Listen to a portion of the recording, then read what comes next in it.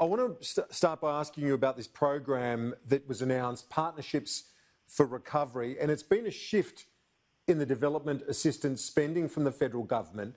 Can you talk us through what's happening on that?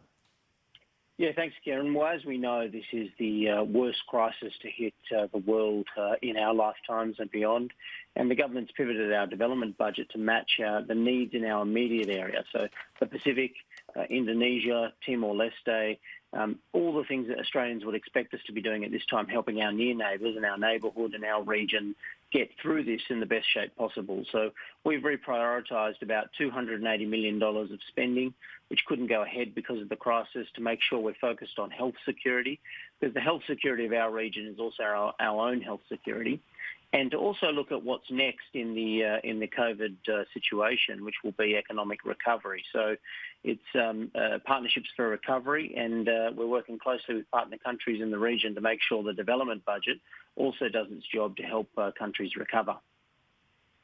And Minister, what's the latest in terms of the COVID numbers in the Pacific? Last time I saw it was basically non-existent in the Pacific.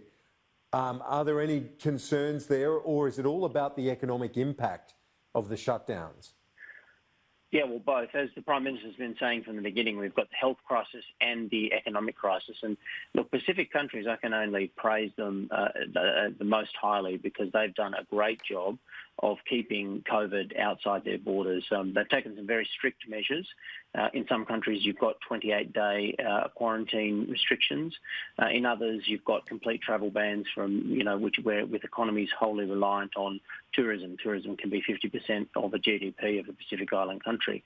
So as a consequence of taking the very important decision not to get COVID into fragile health systems, you're right, the economic situation in many of our neighbouring countries is going to be quite difficult in coming times, and that's why Australia's stepping up now to make sure we're doing everything we can to help that recovery and help them get through what I think will be one of the most fiscally challenging times in their histories.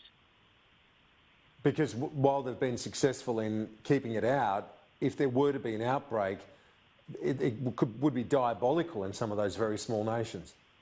Yeah, exactly. And we've been taking the time, partnering with the World Health Organization in the Pacific, lots of multilateral agencies, more announcements coming in coming weeks to make sure that their health systems and the health security in our region is as strong as it possibly be, just like we've done here in Australia in getting our hospital system ready for any outbreak, ready to handle anything that might come now or in a second wave.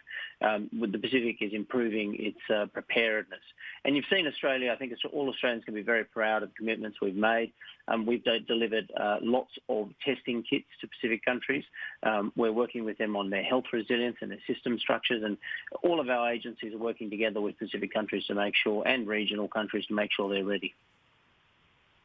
When you look at the tourism issue, you touched on it, how realistic is it to expect that when the trans-Tasman bubble opens, and we expect that within a few months, that be broadened out to, say, the likes of Fiji and so on? There'd be many in the tourism industry that would want to see that happen, given how important the New Zealand and Australian markets are to those countries. Yeah, well, that's exactly right. And Prime Minister Morrison's been clear that we're going to work very hard to get the trans-Tasman bubble up and running as quickly as possible. But that is some months away, and as you can imagine, the complexity of these arrangements are quite substantial. So we're very attracted to the idea of, in the future, adding Pacific countries into the trans-Tasman bubble, and Prime Ministers Ardern and Prime Ministers Morrison mentioned that in their statement about these arrangements. And look, there's plenty of things to work on there, and even when countries are quite keen to do it with us, we're also quite sensitive to the fact that, the COVID has been in Australia and New Zealand. We don't want to be infecting Pacific countries. We don't want it to be going from us to them as much as we want to be helping them with tourism as well. So there's a lot to do in those arrangements. And many countries in the Pacific at the moment are taking the time to make sure their systems are ready before we're able to reopen and have travel between us. Tourism important, so are seasonal workers, though, aren't they, for many of our agricultural producers, but also for their economies.